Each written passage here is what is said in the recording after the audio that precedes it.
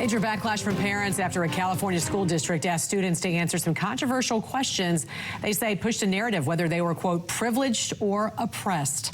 This happened in Fresno's Unified School District and its introduction to ethnic studies courses for 7th and 8th graders. Joining us this morning to discuss is Parents Defending Education Director of Outreach, Erika Sanzi. Good morning to you. Tell us more about this assignment and what happened here. Yeah, this is sort of a run-of-the-mill ethnic studies assignment, unfortunately. And in this case, what we saw were assignments for middle school students in which they were asked to sort of list all of their multiple identities and then consider what the relationship is between that identity and power. So you would check out, and what's funny actually here is it used to be that it would just be like, are you male or female? And then it was, you know, the males have all the power and the females are the victims. But in this case, I had to laugh because you had to check off your assigned sex, your gender, and your gender expression. So 3 different categories.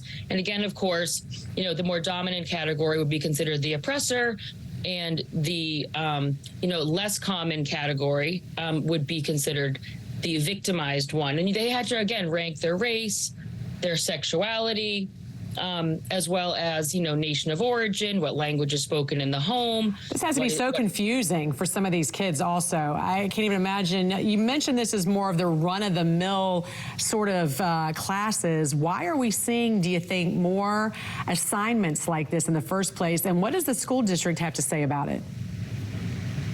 So, I mean, this is really what critical social justice looks like in action. It's also often clumsily referred to as wokeness. So this is just this idea that we have all of these different identities and they have different relationships to power. And it really is very reductive, right? Because what it does is it makes an assumption that just because you check a box, whether it's that, if you are a Christian and you are a male and you are a straight male, then you have all of this power. And then it teaches that, if you are a woman, you somehow are powerless or you fall into this oppressed bucket. And it just, unfortunately, this is largely what ethnic studies is based on. And because California requires ethnic studies as a course now to graduate, we're seeing tons of this across the state of California. But that's not the only place that we're seeing it, for sure. Boston Public Schools also has an ethnic studies requirement. And then we see lessons like this appearing in classrooms, not in an ethnic studies context, but just because, again, this critical social justice has really made its way into a lot of different disciplines, sometimes because the school wants it and sometimes because the teacher is doing that on their own. As far as the reaction, certainly this is very upsetting to a lot of parents, but as far as I'm aware, I've heard no reaction yet from the school district about questions this lesson. Parents, yeah. Other than I've heard people say, well, it's an optional resource. And that's often true, right? The teacher may or may not choose to use the resource. But the fact that this resource even exists for any student, let alone middle schoolers, is obviously alarming. And it's not optional for the kids. If the teacher decides I'm going to use this, then this is what they're doing, spending their day doing, which I think is quite damaging. Alarming to some parents as well as what happened with Seattle Public Schools when students were asked to send cards to the parental rights organization Moms for Liberty. Critics say the district is more concerned about political activism than actual learning. What was this about? Yeah, so, I mean, this isn't funny, but it's a little funny that a bunch of kids, that a teacher would say to students, we're going to write letters to this advocacy group that I don't like.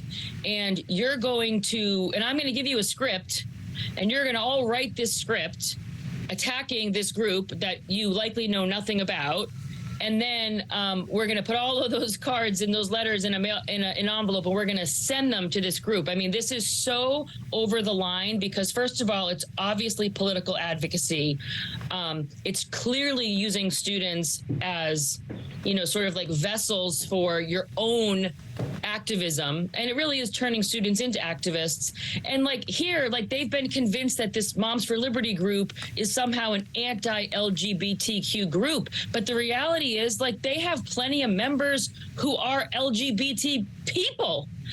So the whole thing is ridiculous. And the other thing I would say is that when the school district defended it and they said, we just really believe in our students being able to be their authentic selves, Well, if they're all writing the same exact thing on a card and it's a script provided to them by a grown-up, like, they're not being their authentic selves at all. Parents Defending Education Director of Outreach, Erika Sanzi, always great to talk to you. Have a great weekend. Thanks for joining us. Thanks, Jan. Good to see you.